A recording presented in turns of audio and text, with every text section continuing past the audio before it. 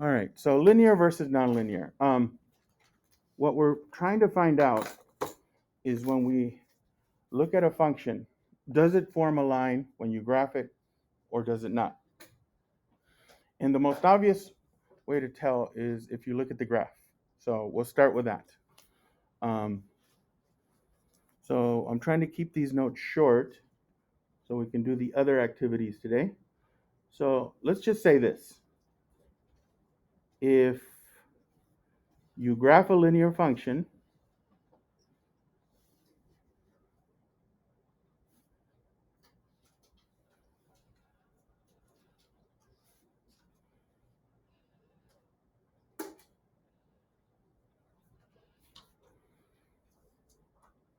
it forms a straight line.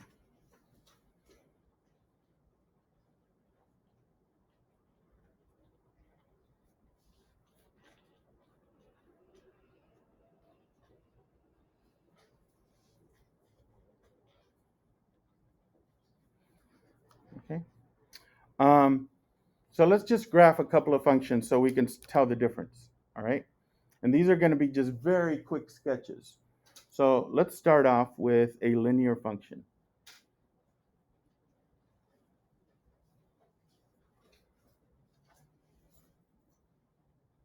Oops. Here we go.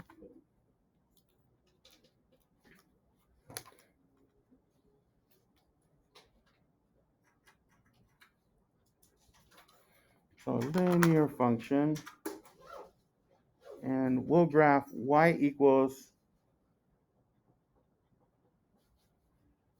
2x plus 1. Something we've graphed before. And I'm just going to make a very quick, crude graph. Make an xy coordinate plane.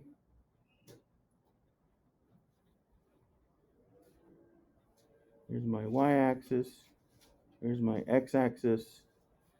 And I think I'll just go five tick marks on each side. So 1, 2, 3, 4, 5.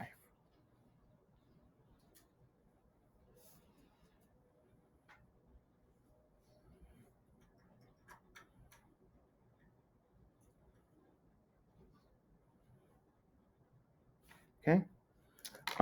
And we want to graph. So we've graphed this before. Where does this line cross the y-axis? At 1. And we have a slope. 2 over 1, right? So you go up 2 spots over 1 plus u. And so there's a few points. We're just making a quick line so we get the idea. So basically, this equation or function, graph that straight line, okay? Now let's graph something now that's nonlinear.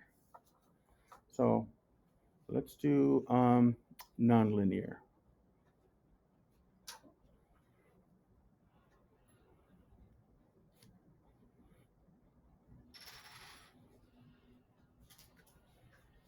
And for this, we'll do maybe y equals x cubed. Okay, we'll do y equals x cubed. And now you'll learn what that looks like. So we're going to do the same thing, just make a quick coordinate plane. 1, 2, 3, 4, 5 there.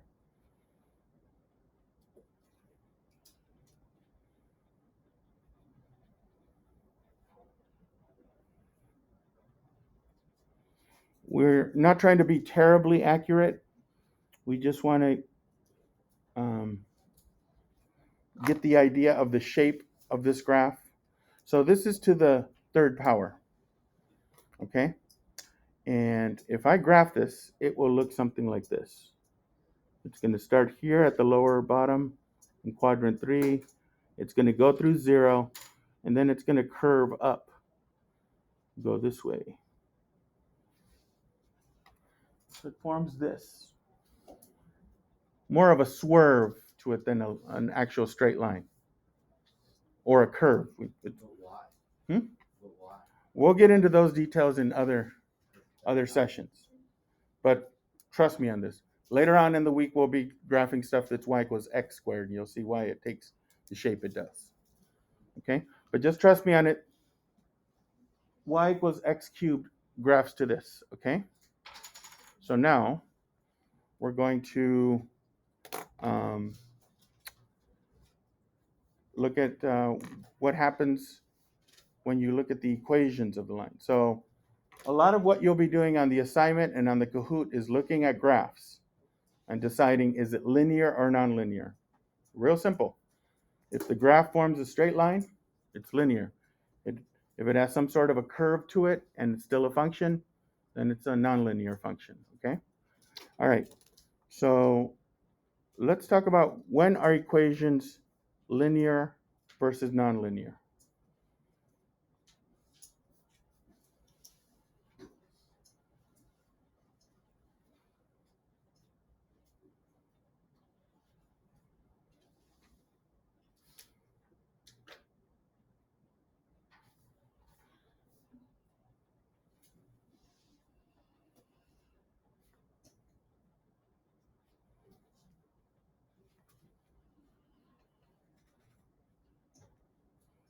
So that's the next question we're going to tackle. And I'm going to move this up.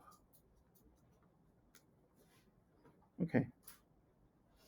So I'm going to have you write what we're going to look for. And it's something we've already done and used before. And it's kind of related to what we just did, actually. I should have pointed that out. This is in slope-intercept form, right? Y equals mx plus b. And it graphed a line. This isn't. It had an exponent, and it gave you a curve. So that's a clue as to what we're going to be looking at next. So here we go. Write this down, please. If an equation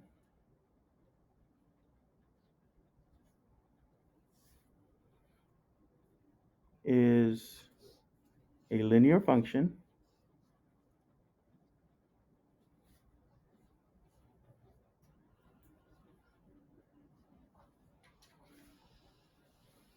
then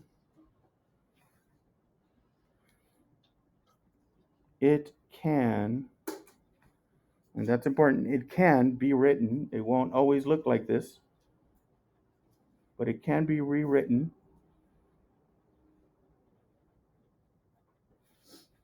in the form, and here's the big reveal, y equals mx plus b. Slope-intercept form, basically.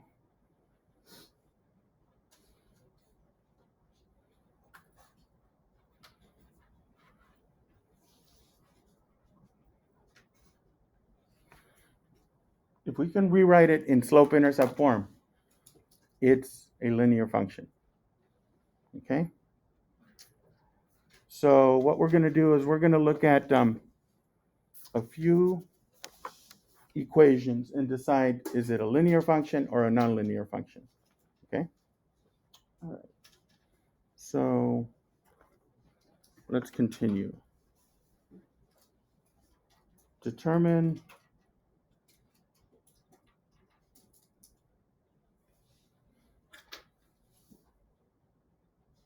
if the function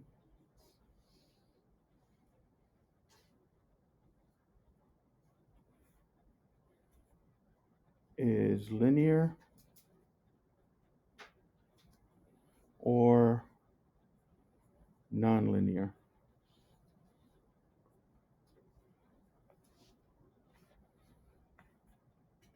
Okay?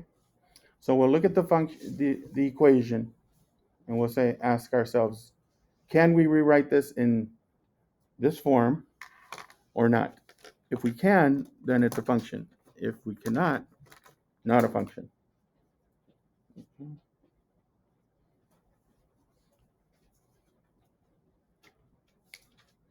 So let's begin. Number one. let's do y minus 2x equals 3. So go ahead and write that down. Y minus 2x equals 3. Okay? So the big question here is, can I write this in slope-intercept form? Yeah, I sure can, right? Watch how easy it is. All I have to do is move this over to the same side as 3 by basically adding 2x on both sides, right? Remember that cancels.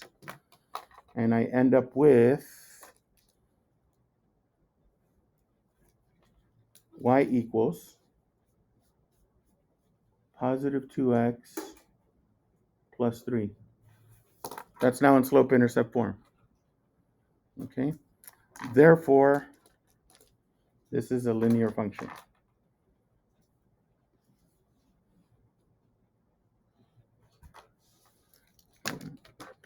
So simple as that. We got a linear function here.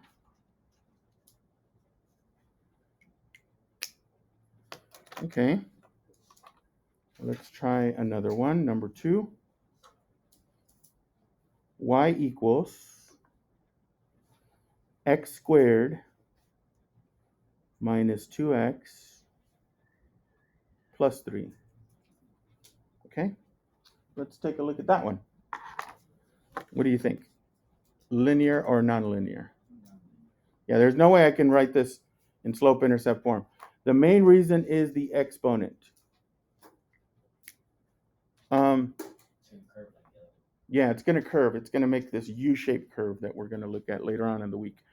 But the exponent for a linear function has to be 1. For the number x, what exponent does x have? 1. Whenever you don't show the exponent is 1. So it has to be 1. It's not 1, it's 2, the highest exponent. So clearly not a function. So we're going to say it's got an exponent.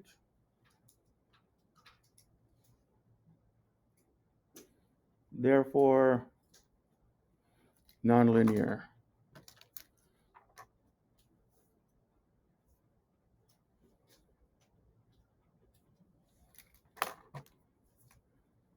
Okay. Now, let's try another one, number 3. What are the 3 dots mean again? I forgot. Therefore, y equals 2 to the x minus 3. Okay. What do you think? We still can't. Hmm? It's nonlinear. It's nonlinear, yeah. We got an exponent that's something other than 1. This time the variable is the exponent. So that's very nonlinear. We call these exponential functions, in fact. Okay, so it's got an exponent again. Exponent not 1.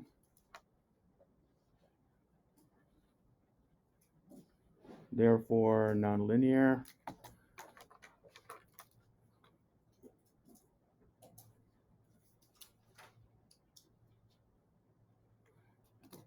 Okay. Here's my answer to that one.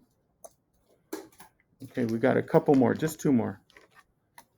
Okay. Will we ever build like some sort of thing with these kind of problems? Because like you said, they curve in a certain way. Will we ever build something? Yeah, you can. There's competitions where people draw things. Yeah, on this website called Desmos. But you got to know your math to do that, or do a lot of research on different types of equations. Okay, y equals negative 2 over x plus 3. This is a little tricky. Is there any way I can rewrite this to look like this? What do you think?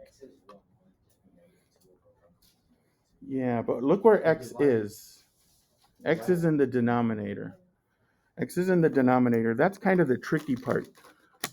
Way back in the beginning of the semester or the beginning of the school year, we learned negative exponents. Remember, x to the negative 1 is equal to 1 over x. That was way back like we're talking about early September. We learned that. Negative exponents. And that's basically what we have here. I'm going to rewrite this another way.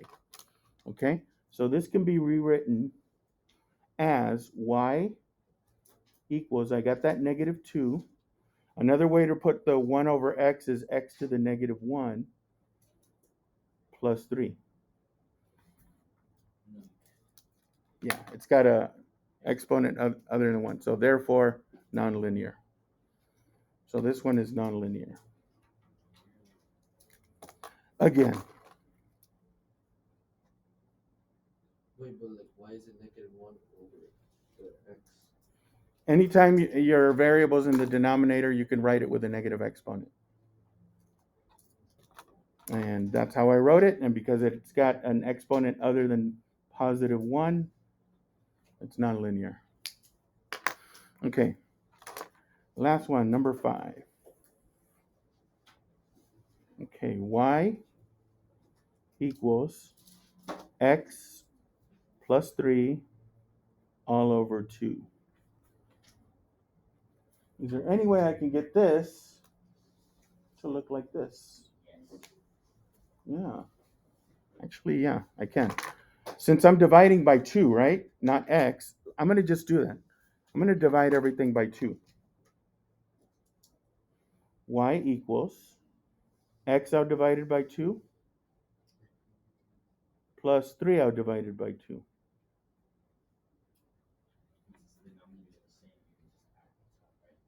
Yeah. Well, I'm going to just rewrite it one more time. I'm going to write it this way.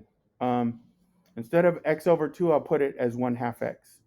Y equals 1/2 x. And 3/2 is just 1 and 1/2. I have a slope, 1/2. I have a y-intercept, 1.5. So it's in slope-intercept form. Therefore, we are looking at a linear function. So when the denominator is just a number, you can turn it into a linear function. Okay? All right, so keep these notes handy for the Kahoot we're about to do because they'll come in handy, especially this part. Okay? So if anyone's still writing, let me know. Otherwise, I'll be turning this off.